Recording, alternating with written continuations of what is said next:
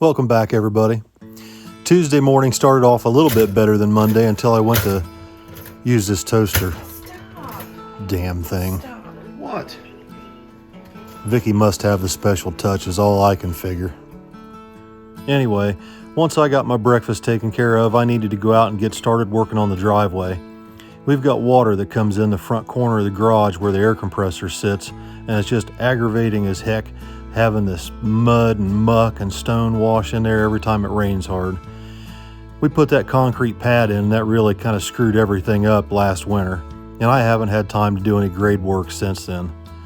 So I went out there with the excavator, used the tooth bucket to soften up the compacted limestone, and then used the dozer blade to start shoving the excess stone out of the way. June and Chevy were keeping a close eye on me until the UPS truck pulled in. They're no dummies. They know when he pulls in, if they can get in there fast enough before anybody tells them no, then they're going to get dog treats. Crazy dogs. Anyway, UPS driver dropped off some parts that Billy ordered. We'll get to that in a minute. Unfortunately, there's only enough room in there for me and one dog. I can't have them both in there. So Chevy was just going to have to sit there and watch. You can't tell June no. She doesn't take no for an answer, and it don't matter what we're riding in.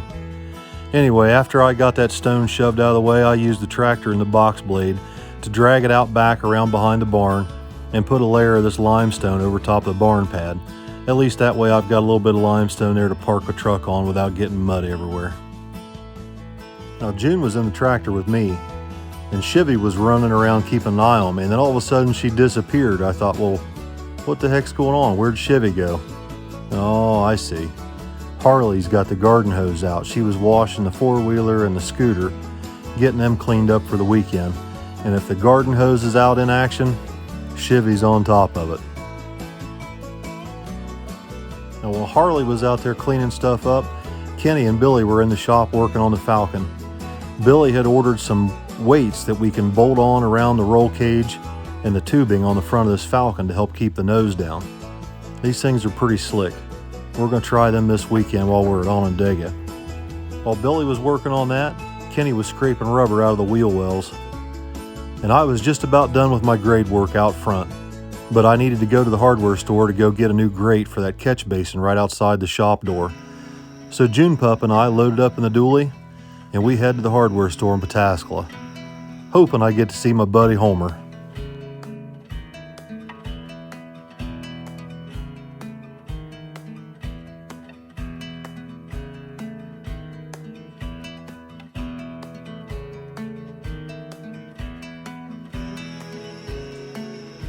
Homer!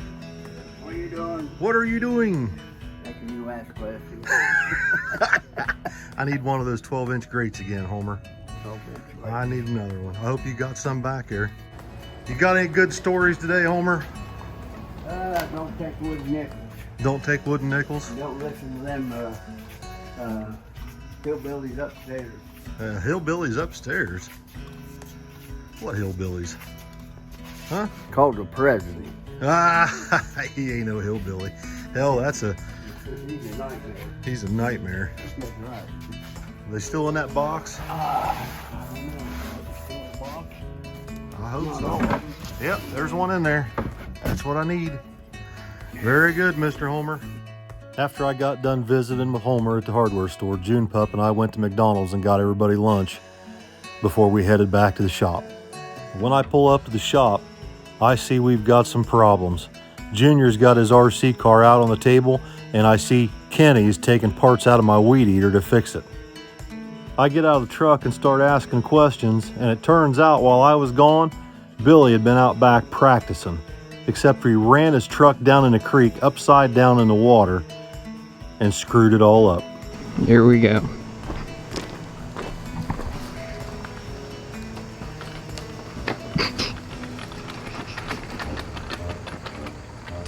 You're gonna destroy it before you even get to race with Dad.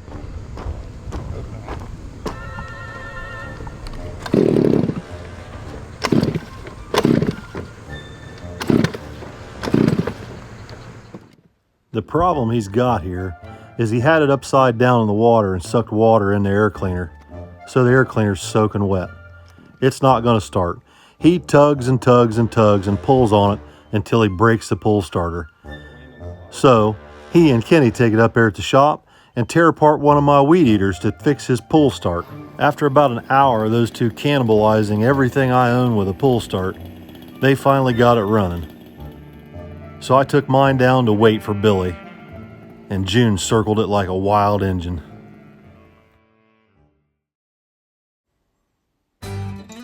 Now I gotta admit, I've been riding Billy pretty hard about this RC stuff. I've been giving him what for, telling him there ain't no way he's gonna be able to keep up with me on that track. And for good reason. Billy's young, and all he knows is wide open throttle and get around somebody. He's a lot like a lot of young people. They don't think any farther than the end of their nose. He tends to overshoot the corners.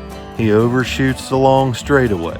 He ends up out in the weeds, upside down, or in the creek more times than not. Now, if he can bump me, he thinks he's done something. If he can get to me, he thinks he's done something. But it doesn't take but about 2 or 3 laps for me to show him who's the boss.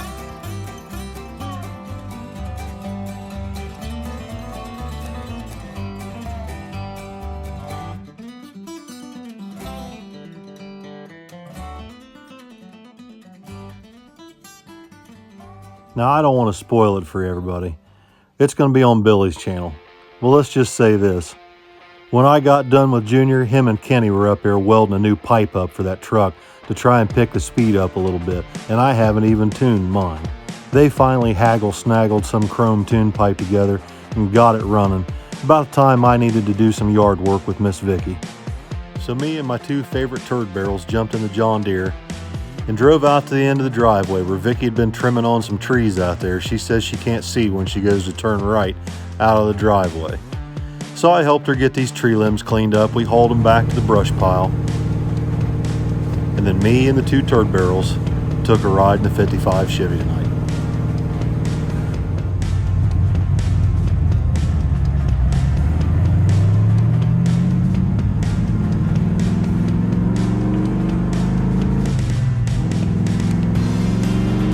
The old 55 runs really good with the brand new headers and new plug wires on it.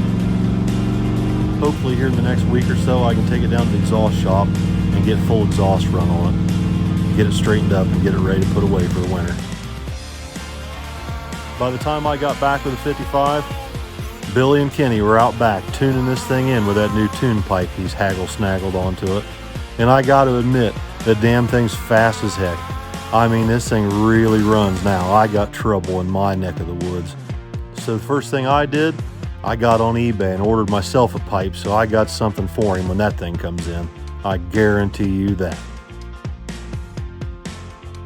After dinner, we started a little campfire out back to burn all those leaves and limbs that Vicky had cleaned up from trimming that tree earlier in the day.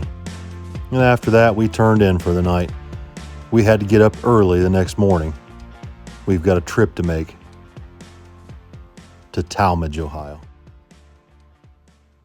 Wednesday morning, I get up early, check oil in the Suburban, and remind the dogs that they're not going.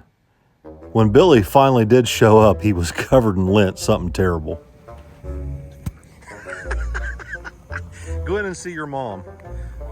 Show her your shirt. Billy needs your help. I don't know what happened to his shirt, but it looked like he'd been wrestling with about 50 cats by the time he got here to the house. Look at his shirt. Complaining about my shirt. Dude, it looks like shag carpet. Look at this. There was like a piece of it hanging off over here. A faulty lint roller, it won't roll. Perfect.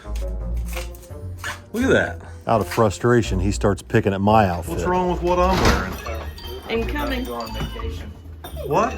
Your mom laid this out for me. Do I look okay? Nice. Oh my God. You look like the dude off Jurassic Park. Dodson! Dodson! We've got Dodson here!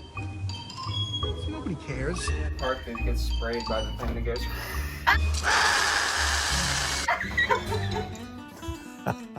So I go chasing Tommy out the shop to make sure he's ready to go. Are you sure you're ready? Mm-hmm. You got plenty of batteries. Are they charged? Yep. You have your wallet. No. Grab that. It's a never-ending job making sure these kids are ready to go. Look at me.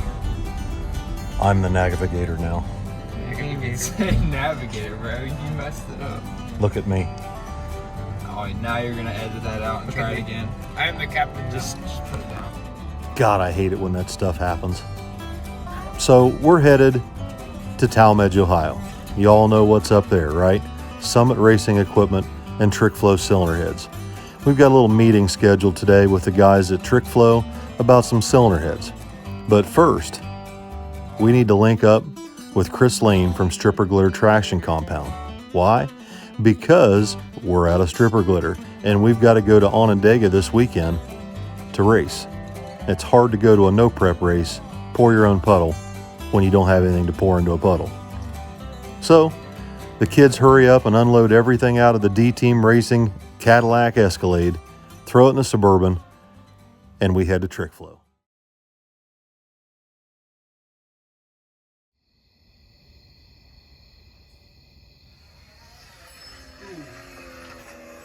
How's it coming, Tigger? It's pretty good. So do you guys want to explain what you're working on here? This is a compilation of Billy crashing. This is really all it is. See, I have a Billy crash counter up here, and I'm up to 11, and actually the last one says I've lost count. After, like 13. Listen, if you ain't crashing, you ain't trying. That's right. Well, I mean, 9 of them, some of them were just you crashing on your own, but 9 or 10 of them was him just hitting you. Black flag. You know what I need? I need an intimidator body because I definitely intimidate you.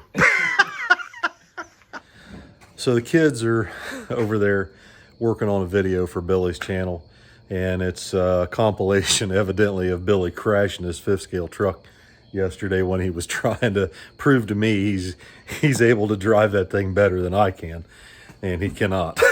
At least not yet. But oh my God, it was hilarious. We had a blast. The track out back is a lot of fun, and it's a good stress reliever. It's a good way to just kind of put everything down, set everything aside, and go out there and have a good time for a little bit and have some fun and laugh and whatever. But anyway, we went up to Summit today, or Trick Flow, and met with them, and they want us to try an 18-degree cylinder head that they offer. And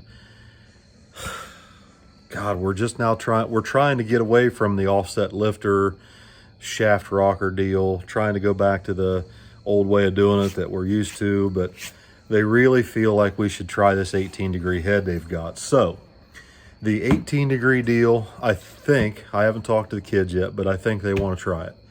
But I think for right now, in short term, we're going to go ahead, because we've got like 3 sets of AFR 220s, because every time we would hurt one, we would just go buy another set at Jegs. And so we have 2 good sets and we have a spare set. And actually the spare set's actually a really good set of heads. There's nothing wrong with them. But anyway, we've got another set of these AFR 220s up at Uncle Bob's that just need new valves put on. So short term, I think what we're going to do is go ahead and put the 13-to-1 pistons in the good rotating assembly with a set of AFR 220s on it. Put that back together for now. And then we're going to build a good engine. And that one will probably get the 18-degree Trick Flow heads. I'm guessing. Don't hold me to it. What do you think, Junior? He's over here. Come over here. Come over here, stand behind me. What do you think of this 18-degree cylinder head deal that they're trying to talk us into up there at Trick Flow? I think it's going to be an expensive route to go, but I think it'll make good power. Yeah. It's just going to come down to parts availability. Yeah. And that's another thing we got to look into right now, because their heads are a raised runner head, where the heads that we had were not. So we can't even use the intake that we have. We'll have to change the entire turbo kit, most likely. Yeah, most likely. which I'm not necessarily against. Right. But not in the middle of racing season. No, it'd have to be in the winter. So we're gonna think on that. We appreciate TrickFlow offering and talking to us today. They gave us a plant tour. They didn't want us to film anything inside the plant today because they got a lot of stuff going on up here, kind of secret stuff. Yeah, for sure. And it was really interesting. The cylinder heads that they showed us today were really, really nice. The guys up there at TrickFlow were super nice, and we had a very good talk, very informative. And they had one of their engineers there and discussed some things with us that I hadn't really considered. But I think it's going to be really good. It's just going to take a little bit of time, a little bit of money, but we'll get there, right? Yeah. So tonight we've been working out here in the shop a little bit, working on Molly's Mustang, and I wanted to talk about an email that I got. Well, did I get the email or did it go to... You didn't get an email. I got an email. You got the email. Tell everybody about this email. So apparently we've struck a nerve with a 7.3 Ford Enthusiast. diesel owner. Owner. Yeah, something else. All right, go ahead and read me this email, Tommy. Okay, so Ford bashing from, we're not going to say his name. Why can't we say his name? No, we probably shouldn't. We probably should. Oh, this is Allison's screenshot, and she's got it crossed out. So Well, okay. I'm not going back to find it. All right, he says, let me just start by saying I have watched your channel since day one, and I'm really sick of the old man bashing on Fords. I'm a 7.3 mechanic, and I've been for years. I'll put my 900 horsepower 7.3 against any piece of shit you or your old man have. Why don't you put your S10 up against Brian Gray's 7.3 out of Florida, and then we'll see what the old man has to say. Let's just say I'm done watching your videos. I'll find another racing channel. You guys need to seriously think about what you put on your videos. Thanks for the old videos where I actually enjoyed the channel. Wow. Allison replies, Fords suck. So, I can't imagine. Okay, first, let me back up and say that it was my idea to talk Billy into going and driving that old F550. Okay, that was my idea because I like the truck.